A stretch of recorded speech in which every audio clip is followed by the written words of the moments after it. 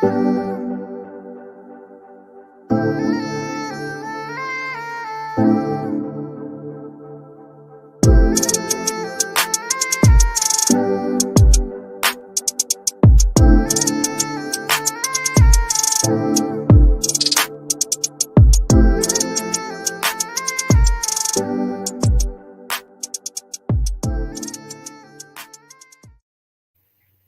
evening. Welcome, everyone. Good evening to welcome to hashtag from a Christian, hashtag from a therapist with Dr. Ntatu. We are live this evening. So as you're coming on, please like the broadcast. Please share. Let's get in the comment section. Let us know that you're here. I don't know about you, but I have been waiting on this all day. I think I'm a little anxious right now just because I'm so excited for what's coming. I know it's been a long day. I know it's been a long week, but thank God we are here. So please, let's go ahead and share this live broadcast. I'm doing that right now. That's why I'm looking down. So as we're coming on, we are live on Facebook, YouTube, and Twitter. And I am actually getting ready to post the link for YouTube on Instagram. So I know you know people on the various social media platforms, whatever their preference is, they can catch us on those links. So please invite and share. Again, welcome to you on this evening. It is November 6th, and last night we got an extra hour of sleep. So I feel rejuvenated. I don't know about you. I feel refreshed. So we're excited for this evening. We're doing our first panel discussion, and we've got some lovely women who are here this evening to chat, to share, and hopefully to touch someone's life this evening. So let's go ahead and share, invite as we are on the different social media platforms. So welcome on behalf of Purpose Journey Counseling. My name is Dr. Ntatu North, and I'm the owner and therapist of Purpose Journey Counseling, LLC, which is located in Cincinnati, Ohio. So we say welcome to you from Ohio on this evening. Again, we're live on Facebook, YouTube, and Twitter. And I am posting the YouTube link on Instagram as we speak. So again, let's follow. I say this every day on our daily messages as well. Even if you don't watch us on YouTube, please go on our YouTube channel, Purpose Journey Counseling, and please subscribe to our YouTube channel. We'll really appreciate if you do that. So thank you so much. So please let us know you're here in the comment section. Again, I ask that you tag 7 people that you know, grab something to take notes with, write down some questions. Again, we're having a panel discussion this evening with some questions that have already been prepared. However, if time allows, or if it's, fitting, if it will fit into our time together this evening, you might be able to ask a question and it might be able to be answered. So we just want to go ahead and put some of these comments on the screen. Good evening. And let's go to Mara. All right. So good evening to everyone who's coming on. As we're sharing, as we're inviting, as we're liking, and again, letting us know that you are here in the comments section. So this is episode 6. So this is our 6th month of doing hashtag from a Christian, hashtag from a therapist with Dr. Ntatu. And this month is Black women in mental health. This is going to be fire this evening. So if you know someone who's not on, who needs to be on, please share. As always, before we get started, I still like to be able to share this information for the National Suicide Prevention Hotline. Whether it's for you, whether it's for someone else, it's good to just have the resource, because you never know when you might need it, or you never know when you might need to share it with someone else. So the National Suicide Prevention Hotline, the number is 1-800-273-8255. Again, that's 1-800-273-8255. Just store it in your phone. Even if you take a picture of it, just have it readily available, because like I said, you never know when it will be needed. So a little bit of background, since we do this monthly, but I know some of you may be new. So again, we say welcome. We definitely say welcome to you this evening. Again, my name is Dr. Ntatu North. That's who I am. What I do is therapy, where, purpose journey counseling, 1000 Jefferson Avenue, when, all the time. Why? Because this is the season for it, and however God says. Boom, in like 2 seconds. That's who I am. That's the who, what, where, when, why, and how of Dr. Ntatu North. Okay, so the purpose of the show in general is to shed light on mental health issues, to talk about a variety of different topics that are needed in our communities, to talk about some of those things that we don't talk about, so that we can actually dialogue together. So of course, we're going to be live this evening, but you may have something to add. You may have something to share. You may have questions. So we ask that you please put that information in the comment section. And as we always say, in case anyone is wondering, yes, you can have Jesus and a therapist. Absolutely, you can have both. And actually, I pray that you do have both if you need both.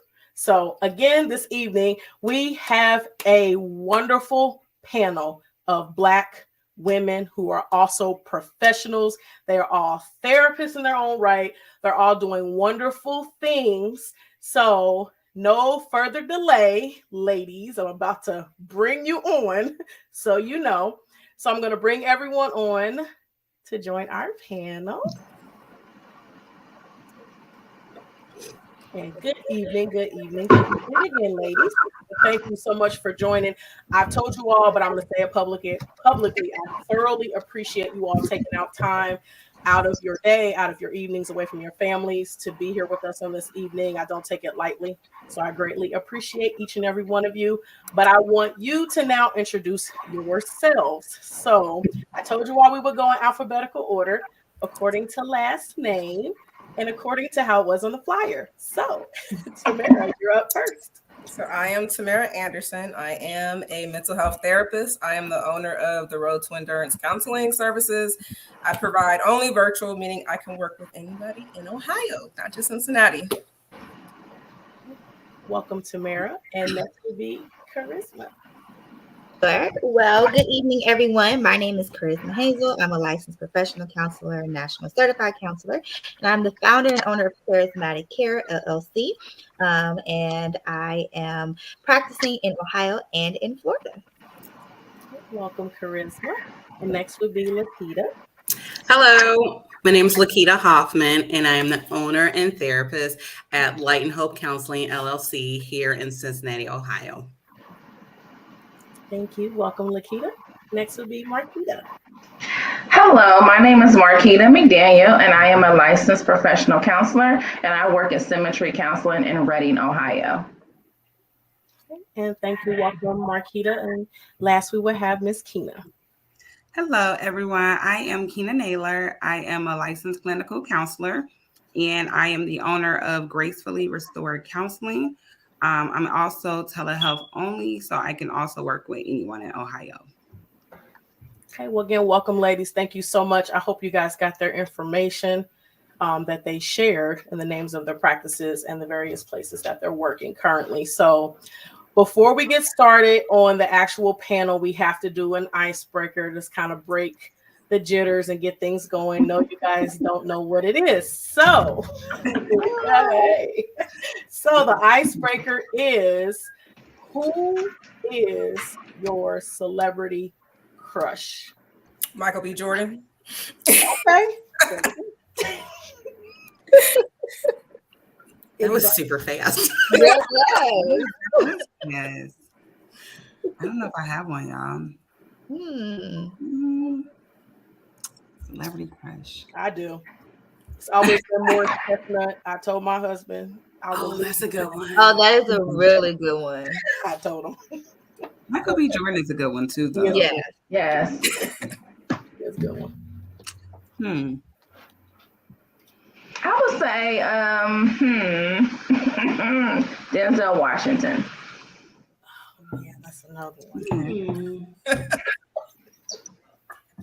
Oh, forgot to put that up there. Boom. Okay. What are the crushes? I was one too. I can most definitely. I can see that. I would take that one too. Yeah. That accent, yeah. Yeah. Okay, yeah, dibs, yeah.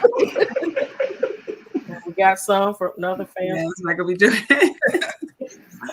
That's funny. Oh. Great party. Okay. Well, we just wanted to let's lighten the mood a little bit and have a little fun getting started. So that's our icebreaker so thank you all for indulging in that. So what we do every month is we do have a scripture, and it's just one verse this month, and it's Proverbs 31 and 26, which is definitely appropriate for this evening. She opens her mouth in skillful and godly wisdom, and the teaching of kindness is on her tongue, giving counsel and instruction. So this I know describes each and every woman up here. So this is what we're doing this evening. We're gonna open up our mouths. We got some stuff to say. So we're just gonna talk, just having a conversation this evening. And again, we invite you all to dialogue with us. So the first question for this evening that we would like everyone to answer, please and thank you. Why did you become a therapist? I'll start. I'm not going to answer all the questions. I talk all the time, but I will say I'll start. I'll go ahead and start. I became a therapist at first because I wanted to understand like how the human mind worked and why we do the things that we do. That's initially what my reasoning was. But then as I started working with people, working with different clients, different families, all that kind of stuff, and different environments, it really just became to be someone who can be that support for that person and helping them to reach whatever goals they have, but also helping them to see what's already inside of them that maybe they haven't tapped into, that they can still utilize and that can come out, and helping them bring that part of them out to become a better person. So that's my reason. So anyone is free to go next. I became a therapist. I didn't know I was going to become a therapist because I'm shy, but God told me to do it. I was working after undergrad. I was working for school age, and I really enjoyed the youth, and I was feeling lost and like, okay, God, I don't want to stay in, school age, working at a daycare forever. But then I had people telling me you should become a therapist. And I'm like, no, I don't want to talk to strangers. But I've always been that person who wants to uplift people and guide people and just give what I needed growing up. I struggled with self-esteem issues. No one knew. I kept it to myself. So just being able to be that person where you're able to be vulnerable and guide you. So God told me to do it, and I'm not scared anymore. I've been in it for a couple of years now, but yeah, I enjoy it. That's so good, because when God tells you to do something, you're gonna do it. I'm gonna do it. Even if you say I don't want to, you're still gonna do it. Well, my story is similar to yours, Tamara. I was a case manager for years, and I didn't quite know what I wanted to do. So I just feel like people told me that I was going to be a therapist one day, and I was like, nope, not going to do it. But then I went ahead and was like, why not do it? So I believe that, I know that I got in this field because I've always wanted to be a helper. And so I want to help people. I want to be that support. I'm an encourager. I'm an uplifter. So I went ahead and went back to school and got my master's, and I've been doing it now for 3.5 years, and I love it. Yeah, I definitely love it. Awesome. So I knew that I wanted to be a therapist when I was a junior in high school.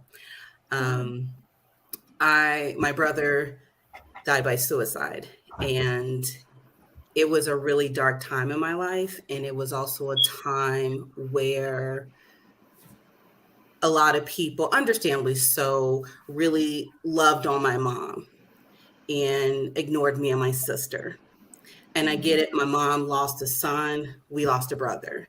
And it was one of those things where just with time and prayer, I just realized I don't want any kid to ever feel ignored. I want people to have safety and the ability to express what's going on. And that's when I just decided I want to be a therapist. I want to be that person to be on that journey with someone. And so I've been doing this for many years. I will not exactly say how many years, but for many years. And I just feel very blessed to be a therapist. Thank you for sharing. Thank you, Keita. I would say for me, it started in high school.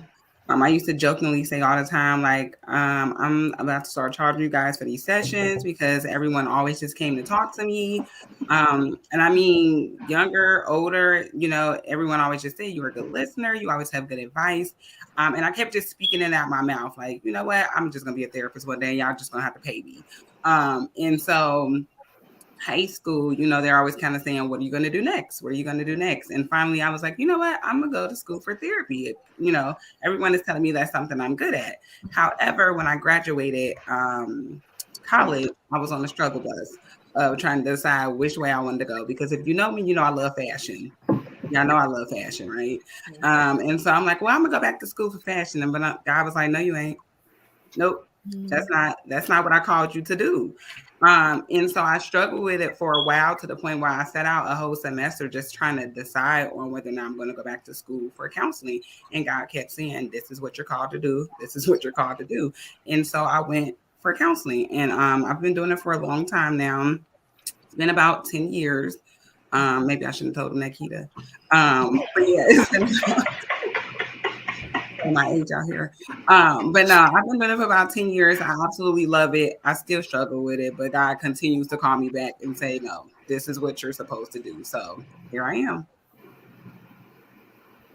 That's good. Well, I kind of have similar stories to everyone, actually. So being a therapist, counseling is actually my second career path.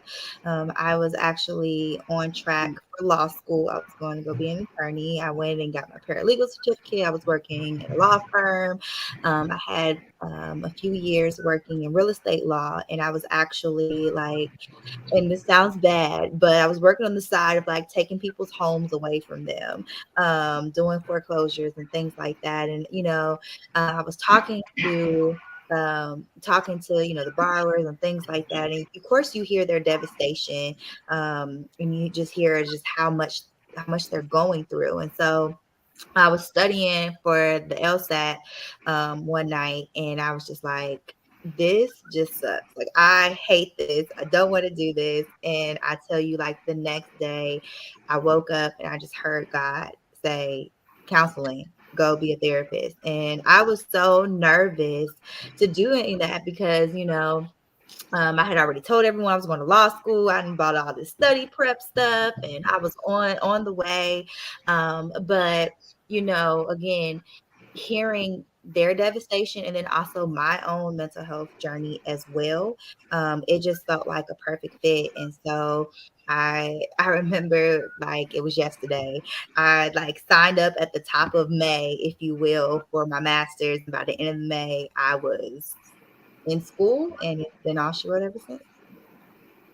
Awesome. So thank you, all of you, for kind of walking us through that journey.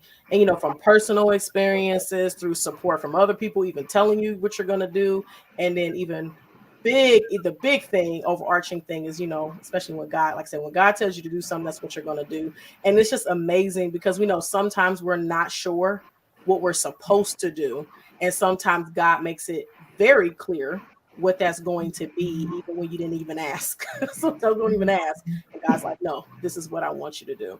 So that is amazing. I appreciate each of you sharing kind of your stories, your journeys into becoming a therapist and being in the field in which you are currently. So next question. What challenges do Black women face in this field as clinicians? And that could be personal experience or just stuff that you know about. I think a challenge is the freedom to be authentically you. I think as Black women, some of us might worry about, am I coming across too I don't know, aggressive or abrasive, or, if I have my hair this way, I have my long nails or my lashes on and this and that, right? Like the professionalism as a Black woman, yet again, being authentically who you are. And in my experience, clients appreciate being authentically you, that's relatable to them. But I do know that some of us do struggle with, being, for lack of better terms, for the culture, and then also yet holding a standard of professionalism. Absolutely. Just to piggyback off of Charisma, what she said, but also just from the places that I worked, it was always just me or me and another Black person. So just not feeling, very supported, and not feeling like I could be my authentic self, because what are they going to say, or, oh, why is your hair like that? Or how did you do that? Great questions. So Let's say that's definitely a tough one. And I don't think, sometimes it's like we get used to it, like we kind of just deal with it, but it is definitely a thing. Because I know I think about it all the time. And even being like, I have my full-time job, but then in my practice, a lot of those habits, if you will, that I kind of carry from the full-time agency perspective in my practice, I'm like, oh, well, this is yours. You can do what you want. But then I'm like, if I wear like my Black Girl Magic shirt, or if I wear, I think my earrings say Black Beauty, if I wear that, is someone going to be offended? I always got something jazzy with my nails because that's just my personality. But it's like, is that going to be a problem? That's who I am, but is that an issue? My locks, can't hide those, not going to. But, it is a thing. It is definitely a thing. In my experience, I would say one of the challenges that I've experienced was being compensated equally. That's been a big thing that I've experienced. They love who you are, right? They love what you bring to the table, but not necessarily want to pay you, what you're worth. And I think that's a huge challenge, just overall for Black women. And I have to agree with you all as well, with just wanting to put you in a box. I'm so out of the box. I'm so out of the box. And I'm not afraid to be out of the box, but people like to put you in a box. And, for me, it just doesn't work for me. I don't know about you all, but it does not work for me to be in the box.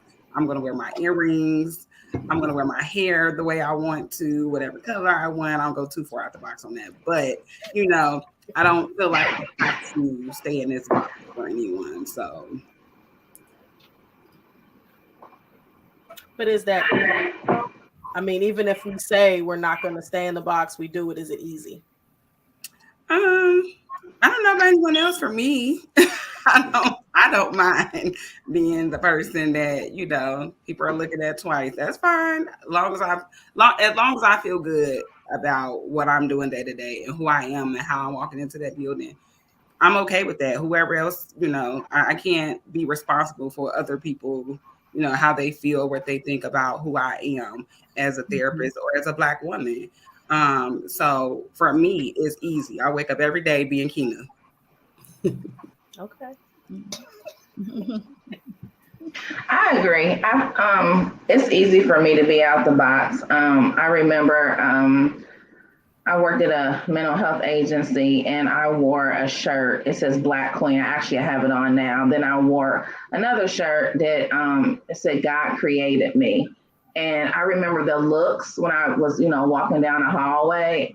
And I was like, man, what are people going to say? What are they going to think? And then I was like, you know what? I don't care. I'm wearing my shirt.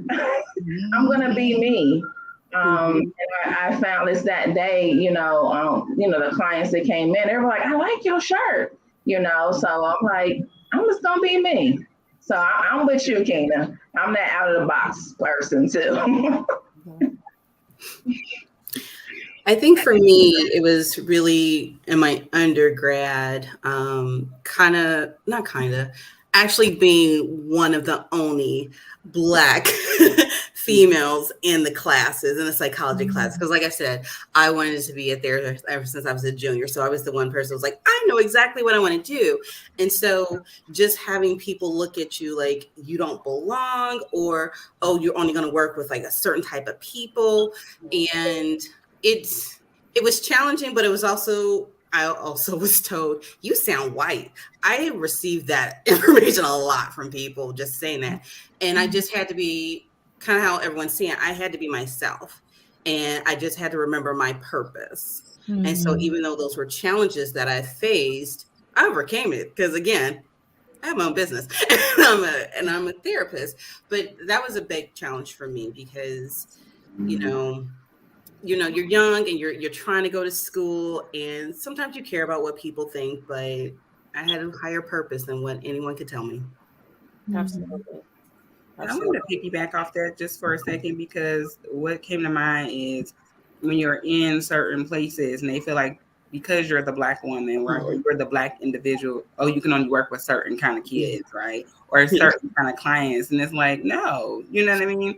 Like, I really can work with anyone. I had a Spanish-speaking family at one point, and we worked together just fine. But oftentimes it's like, oh, here's this client, you know, you should do well with this client. And, you know, that's challenging to be in a place like that and feeling like that's the only, you know, well, not you, but other people around you feel like that's the only clientele that you're able to kind of engage with. Mm-hmm. It's kind of like that preconceived notion or an assumption that this is who you are, this is who you're going to be, you know, as if, and not even giving sometimes us the opportunity to just come in there and just see what we're capable of doing before, again, you try to put us in this box or define us in some way that could be incorrect. Mm-hmm. Or like you're the expert on everything Black. Right. You know? Like, ma'am, I am not. I am glad you see me that way, but no, I'm not. Right. And then kind of going back to something Charisma was talking about in terms of even like how you say stuff, like I find in certain settings, sometimes, and it's hard to say, but sometimes it's like we have, or maybe I find myself having to word things a certain way. So I'm not perceived as being the angry Black woman in the room just because I don't agree with something that you're saying. Right. Doesn't mean I'm angry. And it doesn't have anything to do with my skin color. It may be because what you said didn't make sense, or I want to ask a question or something like that. But I find that as being another challenge as well. It's hard, not so much in the practice setting, but I have found that in other settings, it is extremely difficult sometimes. So just sometimes having to really, really choose my words more carefully than I would normally do, like not just speaking freely. And that's hard. It's tough. Yeah. And it shouldn't have to be that way, but sometimes it is. It definitely is that way sometimes. So, the token, that, So, kind of going into that, I'm going to switch this order up since we're talking about not being put in a box, you know, and just being who we are, being authentically us. I love the term Black girl magic, but what does Black girl magic mean to you? Breaking barriers.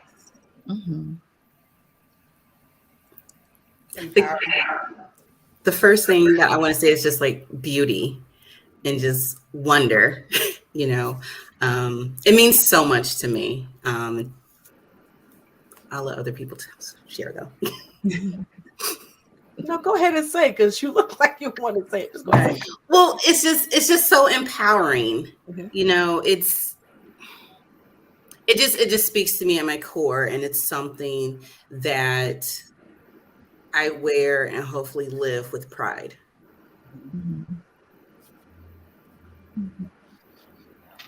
I would agree with that. To me, it means defying the odd.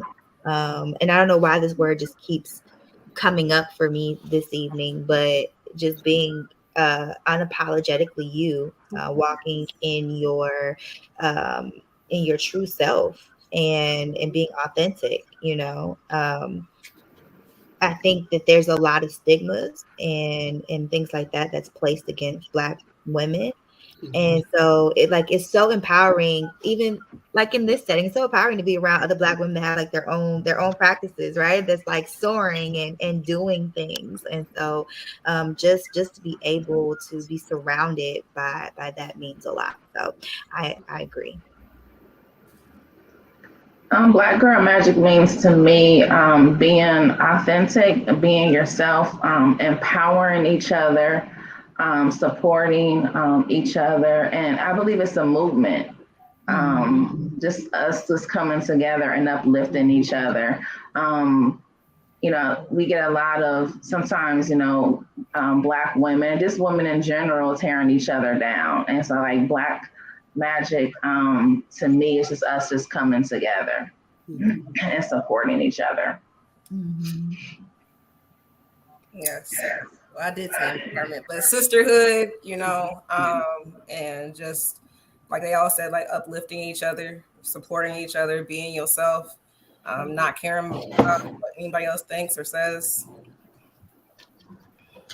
Absolutely. When I think Black Girl Magic, I think like doing the impossible. For so long, they told us that we couldn't do so many things, right? And when I'm sitting here on this panel looking at all of these women doing everything that they told us we couldn't do, right? Like they said, the sisterhood, like just the love, the encouragement, like it's so empowering. Just hearing Black Girl Magic just give me chills a little bit, because it really just means so much. And every day I'm just striving to be better, right? And all of that is just so meaningful to me. Absolutely. When I hear Black Girl Magic, I think of uniquely purposed. Everyone is unique. I think of like from my great grandmother all the way down to my daughters. Each generation, like all of us have things planted in us that are unique to us, and we all have purpose. And that makes us who we are at our core, like who we are internally. And it's just so awesome because even like if some of you have shared, the people that we thought we were going to be, or the women who we thought we were going to be, the things we thought we were going to be doing, it's not necessarily what we're doing right now. We're doing. I'm sure some of you didn't even think you're going to start a practice. Like I used to say it, but when I heard how hard it was, I'm like, I'm not doing all that. Exactly. It was a hard no for me. There's no way. But God. Yes. Yeah. God. The uniqueness that He's placed in each and every one of us. Because while yes, we're all sisters, we're gonna talk about that in a minute. We're all sisters. We're all Black women. We're all Black Girl Magic. All of us are. We all are still unique in everything that we do, and that's what makes it so magical. If you think about it, that God, I'm not gonna preach, but that God can take each and every one of us and do different things in each and every one of us while we're doing the same thing. We're doing the same thing, but it's different. That only God can do that. So I'm gonna stop because right, Dr. North. Now I just start. That's not why we're here tonight. So thank y'all for that. Because I'm about to just start going way out of order because Tamara brought up the word sisterhood. Is it lacking? And if so, why do you think this is the case? And this is like among Black women. Is sisterhood lacking, in your opinion? I've seen it lack. I think that just society puts us against each other in competition. And, I be, when I'm bored, I'll scroll on Shade Room and you just be seeing all the negativity. I'm like, why can't she wear that? But I think that I've also seen sisterhood like just be embraced and grow. So I'm all about supporting the next. I don't care if we do the same thing. I'm going to support you. I'm going to promote you. I'm going to share your stuff. But some people are just, we're taught to compete with each other. And it's not about that.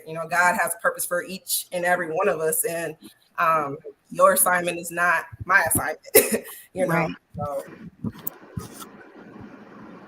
I would have to agree with you. I think it's such a learned behavior. We've been taught to be in competition. with one another, and we don't have to be. Like you said, it's your assignment is not mine, even though we're doing the same thing all day. What's passionate, what you're passionate about, and what I'm passionate about could be totally different. And I hate that it's like that, because we can get so much further working together, partnering together. However, it's truly lacking. I mean, I'm sure there's definitely different organizations where, the sisterhood is there, and I'm not saying it's not there at all. However, is it lacking? Absolutely. Mm-hmm. Yeah, I would agree. I think sisterhood is lacking. It just seems like we're so competitive nowadays, and you have to keep up with this and keep up with that and reach this goal. And if you don't have that, then it's like you're looked down upon. And so, it is something that I think is a continual work. For me personally, though, I had to sit and I had to pray and ask God to send me sisters, send me people who can uplift me, send me a support circle. And, to God be the glory, he has done that. And so I had to be open, and I had to say, oh, okay, these people, like, these women aren't here to judge me. They're not here to see what all I have going on and then try to one up me or whatever kind of connotation I might have had with that. And it's been great. So personally, for me, it's not lacking, but as a whole, I think it is. I would agree. I think for me, I think I've always tried to be very open and welcome and accepting. And so for me, it hasn't been lacking. But I agree. It is something that is not universal. And I really wish it was. But for me, I try to model and be the type of person that not only someone who can just build someone up, but also receive support. Because I think sometimes, like I said, the message I received as a kid is that I have to be strong. I have to be strong. And when you hear you have to be strong over and over and over again, you do feel like, well, if I'm strong, it's an individual thing. I can't have other people because then I'm not strong. So I think I just had to I think I'm the type of person to just pivot and just like, I want to be around people because I can't learn in isolation. And so I look at all of you, and to me, you are my sisters, and I know two of you I don't really know that well yet. and I'm very just, I don't know, I embrace sisterhood, and I hope that I can model that for not only people who don't know me, but definitely for my daughter. So absolutely. And it's like when you think about all the gifts, one gift is great, but 6 gifts is awesome. So, it doesn't mean that one gift isn't special, because each of us are special in our own rights. But all 6 of us together, like even this conversation right now is so much more rich because it's 6 of us talking about these things, not just one. So that's how important it is. And I'm very thankful, because God has given me so many sisters, biological and otherwise, and that's made me better.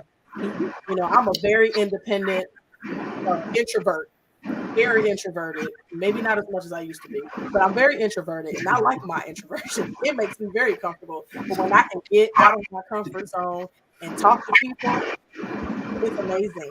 I've grown so much from talking to other people and learning from other people. So it's definitely needed. So yes, I agree. While as individually sometimes we have that, but collectively we need more of it. This kind of goes in, if someone has someone else they wanted to add to that question. Is this, I know we touched on this a little bit, but I know this was another question. Why do Black women struggle to support each other, particularly when we do the same thing? I'm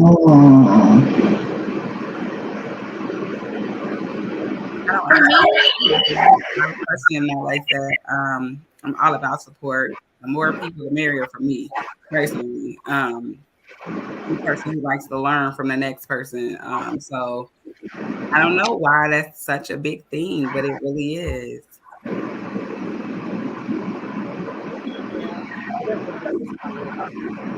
Well, when I see that question, the first word that comes to my mind is intimidation. I think that depending upon maybe how confident you are in your ability, maybe seeing someone doing the same thing as you, might in some way, shape, or form scare you, or speak to maybe an area that you're not confident in. And I say that from a place of experience. Like, it took me a while to be able to say, like, okay, yes, I have my own practice, I have my own business in front of other black owned businesses.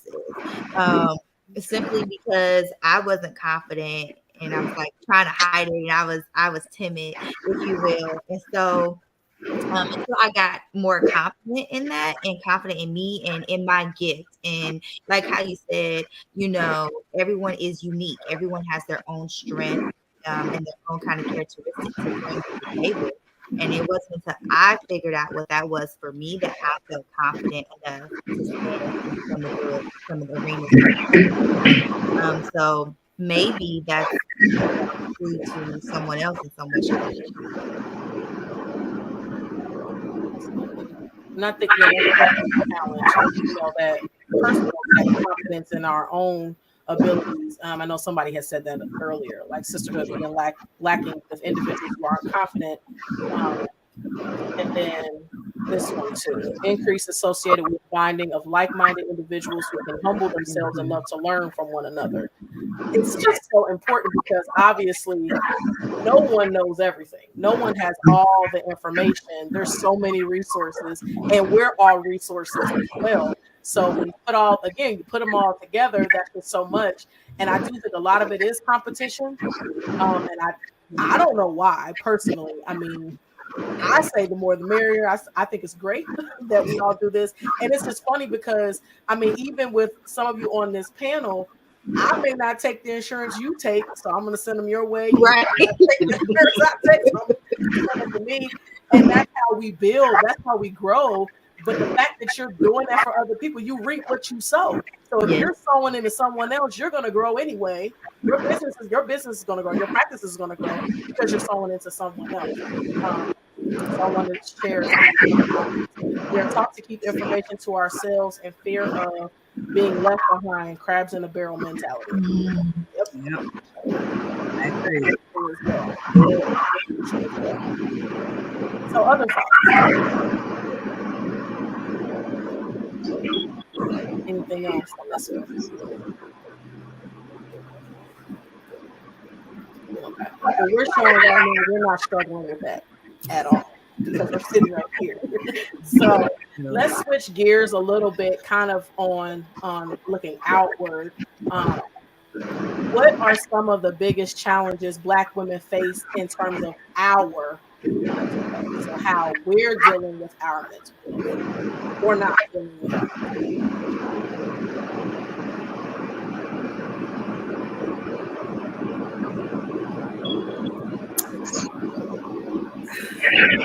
I mean, self-care is so important, and I think a lot of us were just taught to go. I know in school they taught us all self-care, but I don't think it really clicked until life happened with working and your personal life and dealing with your own, mental health issues. So for me, just really having to remind myself of being intentional with my self-care and taking care of my mental, my spiritual. I need to work on the physical, but spiritual and mental is up there. Yeah. Sure. I would say, I think as women, we are taught to be strong and to hold it and keep it all together. And so when we're taught that way, it's like, then it's like we have to, I think Tamara said we keep going.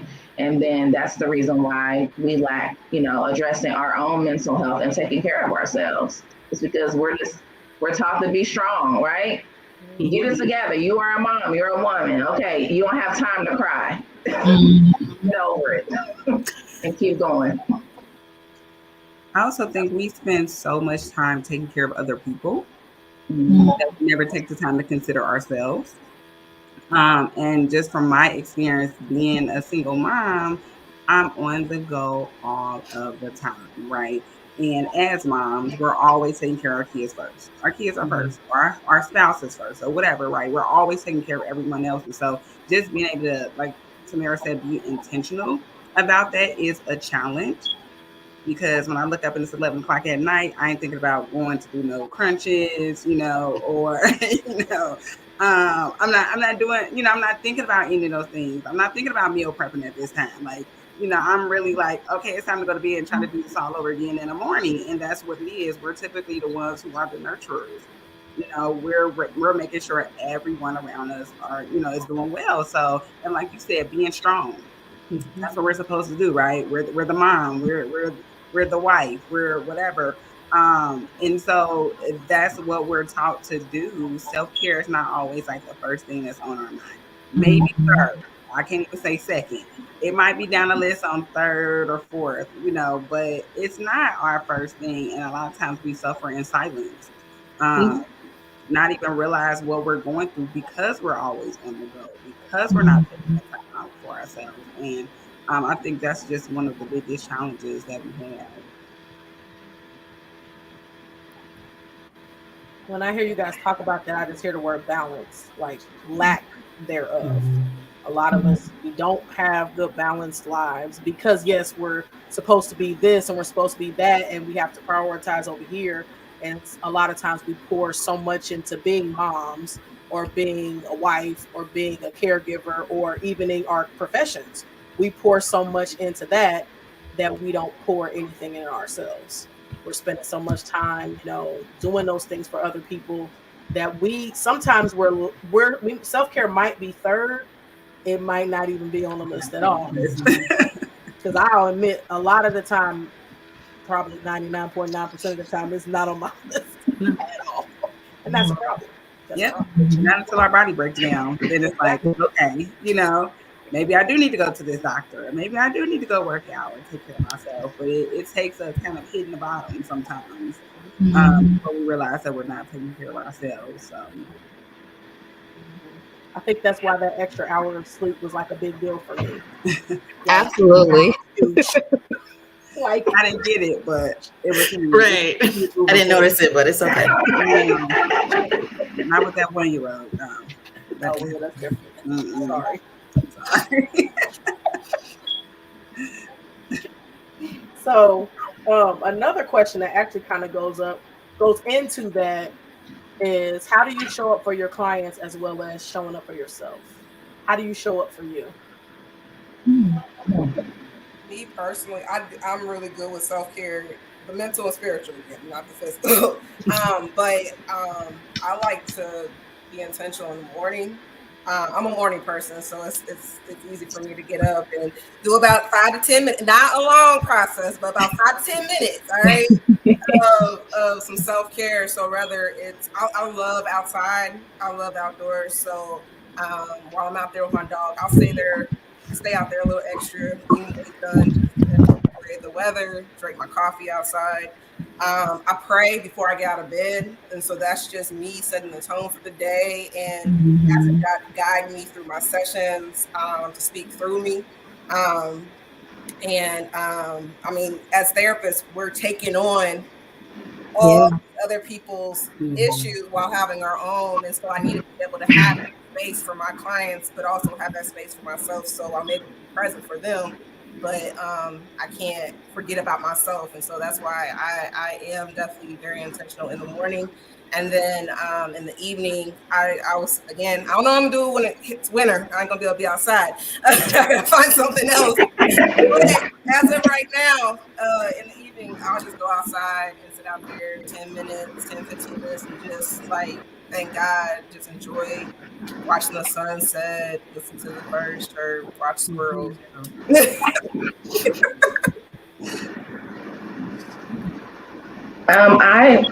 I wake up early, and I start my day just spending time with God, praying before each session. I pray. I pray during the session. I pray after the session. When I get home, I journal. If there's anything that I need to get out, I journal. But I pray. Mm-hmm. And that gets, God gets me through. Mm-hmm. For me, I like to just engage in some intentional self-talk. And I guess it's like me just prepping myself for the day by saying some good things to myself. But it really is myself just saying, I love what I do. I get to do this. I get to be on this journey. And I also have like little motivational things around my home and my planner so that I can actually just see it. Because sometimes there are those hard sessions where I'm like, I don't know what I said. I don't know if that was just, I don't know if this person's coming back because I just sometimes you have those days. I'll just say that. But just looking at like a picture of my family or just something inspirational, it really just helps me check myself and just get in touch like, okay, Kita, you did the best that you did. And I don't know, it just lifts me up. It really does. I will honestly have to say showing up for myself is something that I need to put on my list, right? Because I am a person that gets up, start my day doing for everybody else, like honestly. And so that is one of the things that I personally need to work on, figuring out, even if it's just a routine for myself.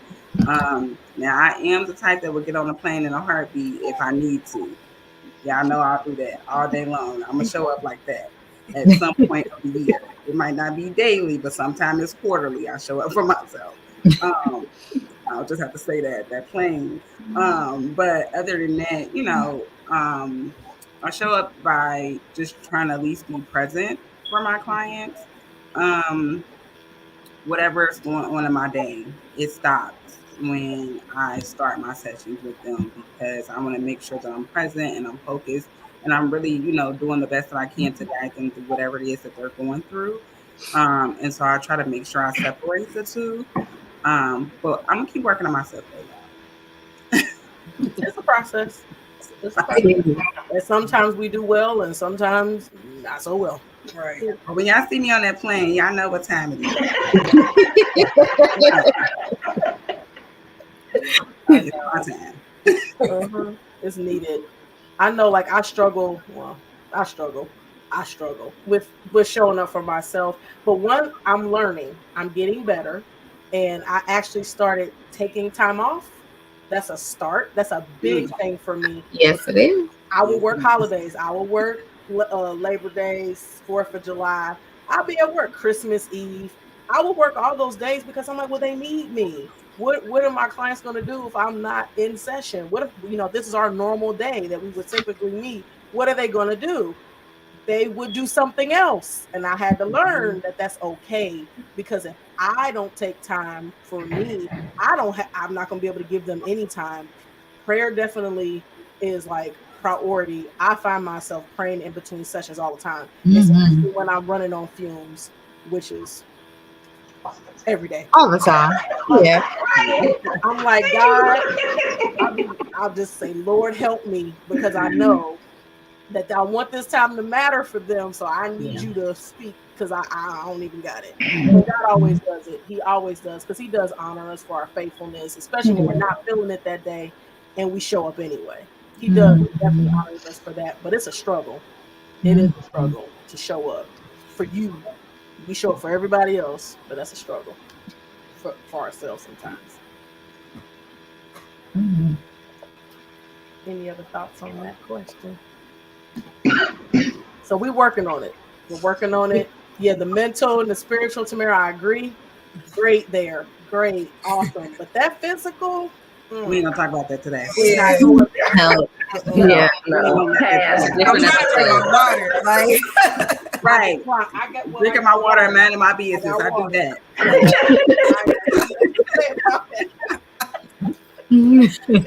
So let's see. I want to go to so we're all talking, as mental health professionals, but we're also all Christian women. So maybe I should have said that from the beginning, but we all are Christian women. So I want to ask this question: how do you all incorporate your faith into the work you do with your clients?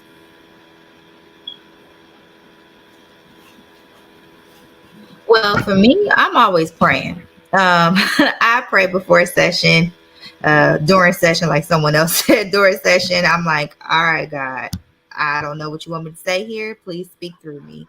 And I'm praying after session, as well. Sometimes during sessions, I'm really humbling myself, and using my spirit of discernment to see what is needed in that moment, what's needed for that client. So again, before a session, I'm praying, asking God to set the atmosphere for a breakthrough, for a release, for an outlet. So that's definitely one way I incorporate my faith. I definitely, like I said, pray. I wear my shirts. I got my cross. Not everybody believes in God, and I can't push it on you. But if you believe in Him and you ready to talk about some faith, I'm gonna do it. And God, He'll speak through me, and I'll let clients know, like, God's telling me, and they appreciate that. And they be like, "Oh my gosh, Tamara, that's confirmation!" Like, and I'll be like extra hype, like, "Okay, God, like, what else?" Yeah, So, God, you did that. I love it. And I just thank God for pushing me to be able to do this, because the difference of working for somebody in community agency and then doing your own private practice, I'm able to do it how I want to do it, and I'm going to Jesus.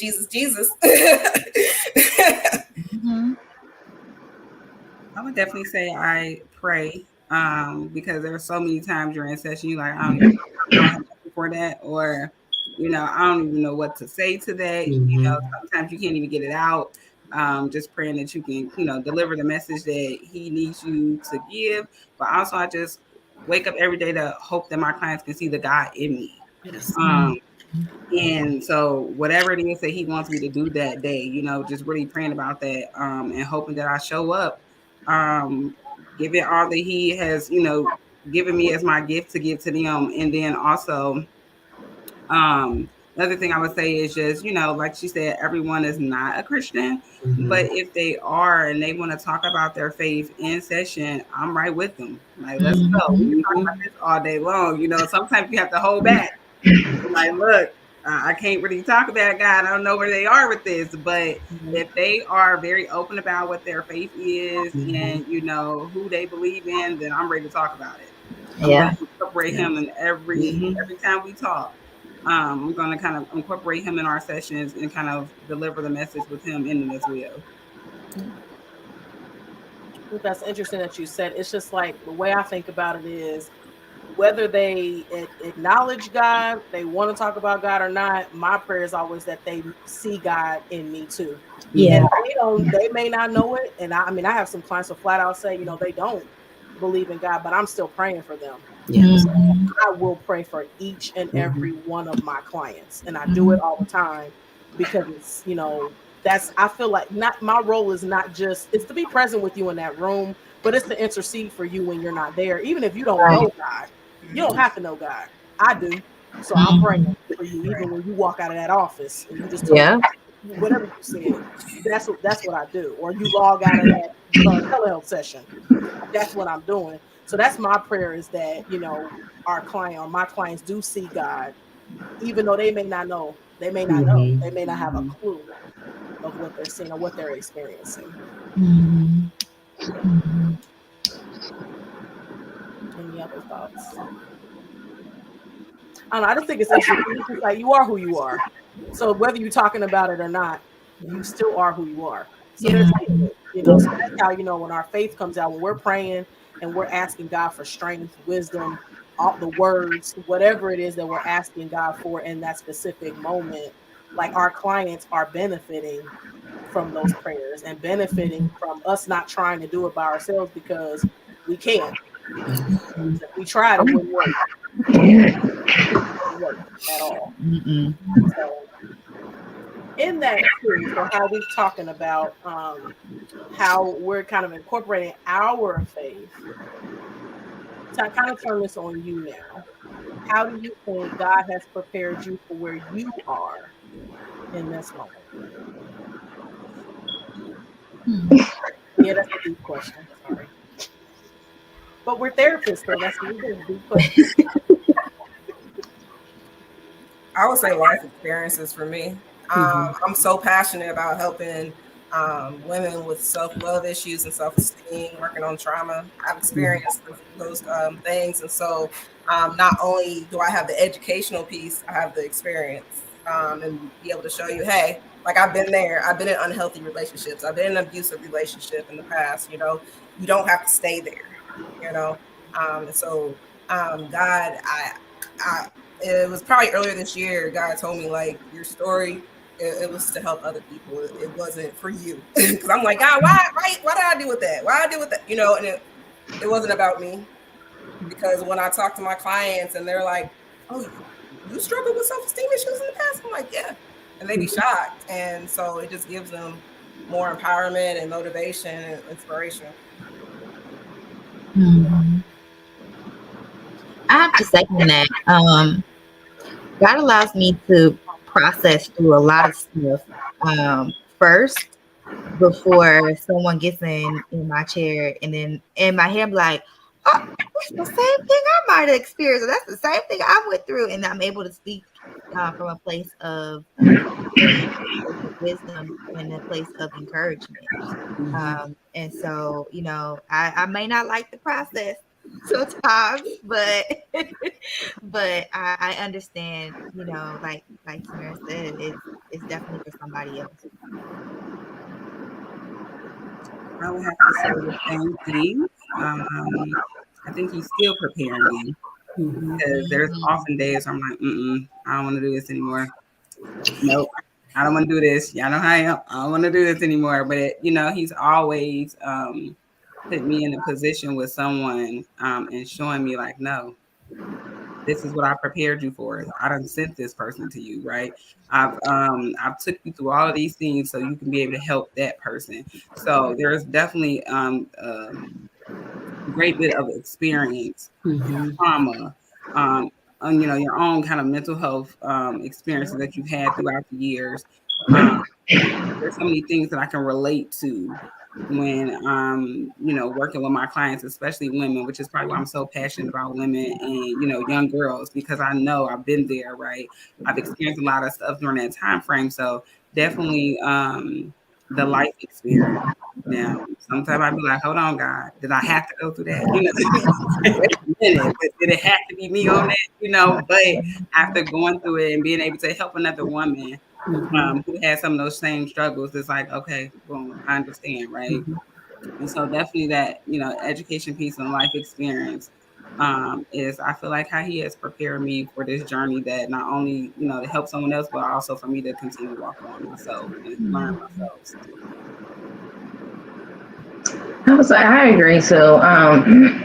Working with adolescent girls, this, like, my life experiences I feel like they've definitely prepared me for where I am now. And I truly believe that God is still working in me and getting me ready for my next. I don't know what that next is, but he's definitely preparing me for what the next one, where he is taking me. He's definitely prepared me by just the people that he's brought into my life to help love on me, encourage me, and support me. I definitely would not be here, obviously, without him, but without the people that he's blessed me with. Because I've wanted to do this, like I said, since I was a junior. Private practice was different, though. that was a different door that I opened. And I don't think I would have opened that door definitely without just support of at least two of the women on here with us tonight, Dr. Ntatu and Kina. And so I just feel very blessed, and he just keeps preparing me, because every challenge that I've experienced, I would call it a barrier. He shows me, no, it's not, Kita. You can do it. So I'm just incredibly thankful, and I just can't wait for what's next, honestly. It's just God is so intentional. Like everything that happens is for a reason. Yeah. And sometimes I know personally I have to remind myself of that, because I can honestly say, especially in these last few years, I have not understood a lot of what was going on, why it was going on that way, how it was going on. I'm asking God, like, all right, like kind of like, do I have to go through this? Is this really required to get here? Do I have to, like, does it have to be this way? And God always just keeps telling me, I know what's best for you. You don't. Like, you just have to trust me in this thing, and trust and know that where I'm taking you, even the things that we plan, is bigger. Like, God has so much more. And that's why it amazes me just to see, because like I've worked with each and every one of you, and either I do now or I have in the past. And the stuff that we're doing right now, even a year ago, 2 years ago, 3 years ago, whenever, like it's more. Like, God has been doing so much. So I totally agree. God is constantly working on us, which is the great thing, because God doesn't just lead us to now and say, okay, now you figure out the rest. No, like He's been guiding us this whole time, and He's going to keep guiding us on the rest of our journeys. And that's like the peace in it, at least. I'm not saying it feels comfortable, because sometimes it doesn't. It doesn't all the time, but just knowing that God's really got us, and that's not a cliche.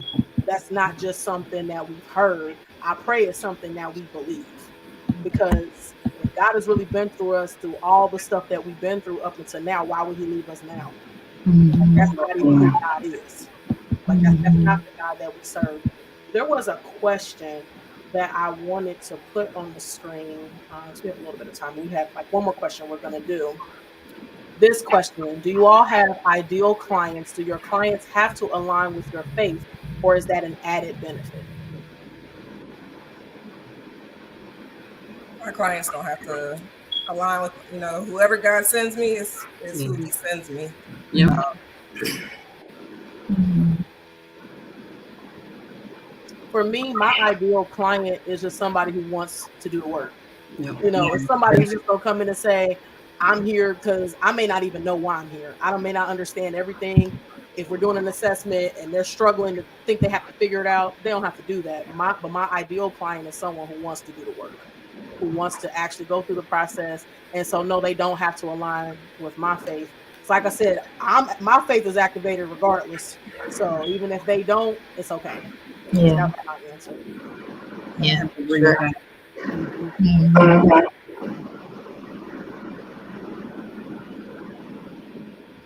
So Kina, just for your last question, I'll put that up there. Thank you.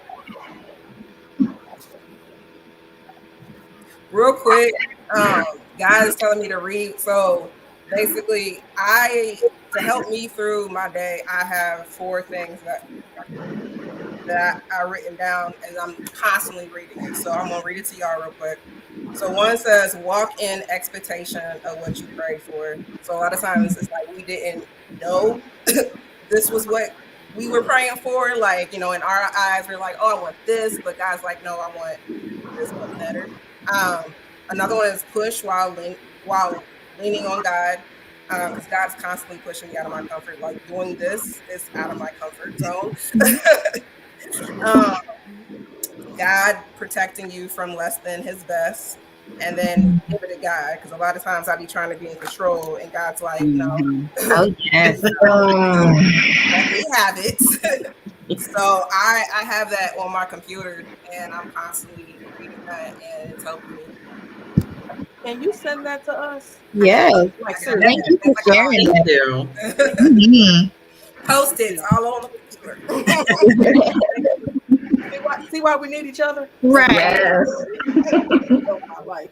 Thank you for sharing that. Yes. Please connect with us. Mm-hmm. Thank you. So, in that, we're gonna go to our last question. If I can find it here. Unless anyone, now I will say we have a little bit of time. So if anyone who's watching has a question that they want to ask, if you want to put it in the comment section of whatever platform you're watching us from, if you want to do that now, you may have an opportunity to have that question answered. So our last question is, what's next for you? Or maybe I should say, what do you think is next? And then we're going to times that because it's going to be long. What do you think is next for you? For me, God keeps pushing me to. I hear Bill, so it's just me for my private practice. I can only have so many clients, and so there's a fear to bring on contractors, bring on therapists on board, but he keeps laying that on my heart. Also, products. I just came out with affirmation cards that God told me to create for women. So I got that, but then I'm working on a workbook. A lot of I like to be very creative in my sessions. I give homework. My clients know Tamara gonna give you homework. You don't like homework, you don't want Tamara. Exactly. So gotta put that work in outside of therapy. But I've been building a workbook based off of homework that I've given clients, and that has been beneficial for them. So, but then also just community. I see workshops with other therapists, Black therapists, and just reaching more and more people. So that's what he keeps putting in my heart. Awesome. I would definitely like to go from part-time to full-time. I am putting it out there. I would like to grow as well. I would also like to, and in addition to working with clients, I want to build into clinicians. I want to give back in that way, as much as I can. And ideally, even though I'm really an introvert, I want to do trainings. I said it. I know, it's just, I don't, this is really raw right now. I really want to do trainings. I just think it's a great way of not only giving back, but to show what I know. Yeah. I think sometimes I really just struggle. I'm like, I don't know what I'm doing. And I feel like I don't have confidence, but I got it. Black girl magic, right? So, and then whatever else God has in store for me, but those are just the things that I'm going to put out there right now. Well, I just started something new. I left a community mental health agency, and I was doing therapy there. So I switched over and I'm a supervisor now. So that is the new for me. Definitely. Oh God. So I'm doing it. I'm in this role right now. What I would like to do is start doing workshops. I love working with adolescent females, but I'm also passionate about working with adolescent males. I feel that they are underserved, so I want to start doing groups.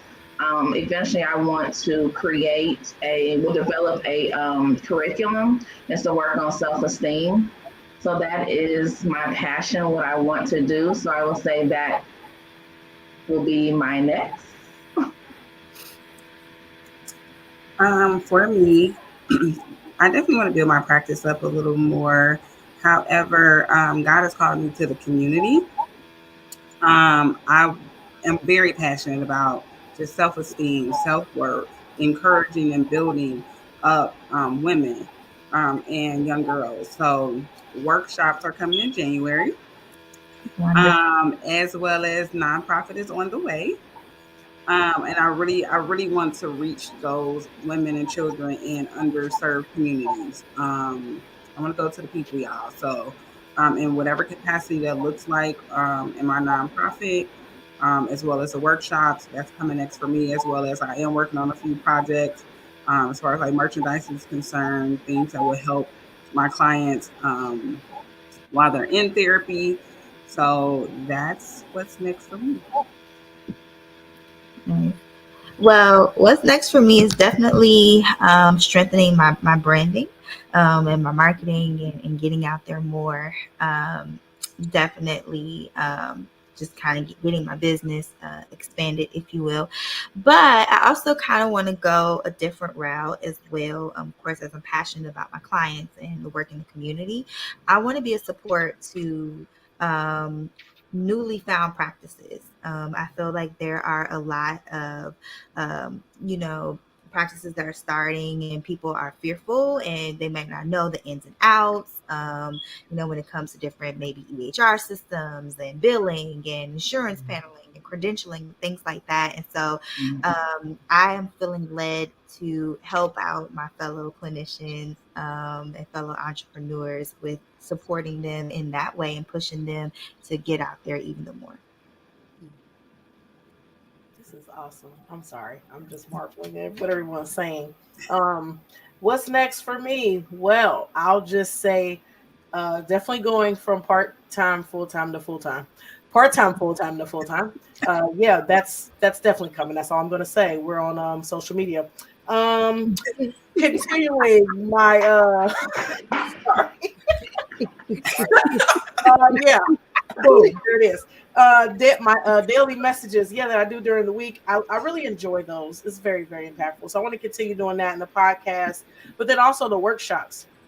And this is just great hearing that people are interested in that, because definitely want to start incorporating that, growing that, and these nonprofits. Actually started a nonprofit. Y'all the first to hear that.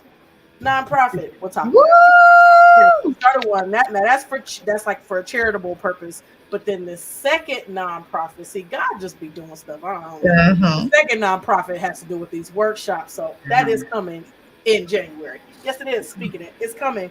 But then it's coming. It's coming. God's gonna do that. So it's coming. But then I also really want to grow my practice in terms of hiring staff, so I can stop working so many hours, because I need to stop. I'm working on this, hiring people, therapists, but also I want to add some case managers to the practice as well, because I have clients that will really benefit from case management too. Yeah. So just putting that out there, and then whatever else God has, whatever else. But those are just the things I've been kind of thinking about. But it's definitely, the big thing is that full-time part, because that's really gonna set the grounds to be able to like do all these different things. So yeah, we all need to be talking. Yeah. Like, all of us, because there's just so much wealth, charisma. When you start talking about these insurance companies and this paneling, that'd be great, because I got you. I got you. Yeah. Come on. It's a real struggle. And like this adolescence, the affirmation cards, Tamara, that is awesome. That is Awesome. Yes. And Keita, you gonna do, your practice is growing. It's growing. Yes, ma'am. It's growing. It is growing. We know. Right. So I could say a lot. Again, I'm gonna stop because I get excited. So that was our last question. I don't think there was anything else in the comments. So I have to say this again. I knew this was going to be great, but again, because God does what God does, it was even greater. Like just everything that you all shared, your transparency, your honesty. It's just great. It's really empowering too. And as we get ready to start a new week, like just hearing these words this evening, I know this blessed me. It really truly blessed me to be able to hear from all of you what you're doing, what we're planning on doing next, and how we can continue to maintain these relationships even offline and outside of all of this. And then for those of you who have been watching, I pray the same for you. I pray that it's been empowering, just informational, helpful in various different capacities. But again, I want to thank you all. Thank y'all so much. Like, I really, really appreciate it. We're just doing stuff, and I know that it's all for a purpose, all in the season. And I'm just thankful to God for each and every one of you. So please stay on. We're about to wrap up. So Our next episode of hashtag from a Christian, hashtag from a therapist with Dr. Ntatu, episode 7, will be on Sunday, December 4th, 2022. Will be the last one of the year at 7 p.m. Eastern Standard Time. So join us. I'm not telling you what it is because I don't know. I don't know. We're going to wait. We're going to see what God has. It'll be probably something about the holidays, but we don't all know yet because God ain't told me yet. So that's when the next episode is going to air. So I do want to thank you all for joining us. And here goes some more comments. So I want to just put those up there. We really appreciate you all liking, sharing. And even if you've stayed on for the duration of this podcast and you didn't have a chance to share it now. You share it with someone, you never know who could really benefit from this information. There's a lot of knowledge, a lot of wisdom from these wonderful women. So thank you all so much. As our tag for Purpose Journey Counseling, every time we come together, I want to encourage you all to be loving, be kind, be compassionate, and be intentional towards others as well as towards yourself. That's important too. Don't forget the self. And that more. Okay. There we go. So we do thank God. So again, we thank you all for joining us. We thank you so much for liking, following, sharing, subscribing, all of these different things. We will see you tomorrow, Lord willing, for Monday Mood and Motivation. We will be live at 7 a.m. Eastern Standard Time for our Monday Mood and Motivation. Again, thank you so much. Have a great evening and blessings and love.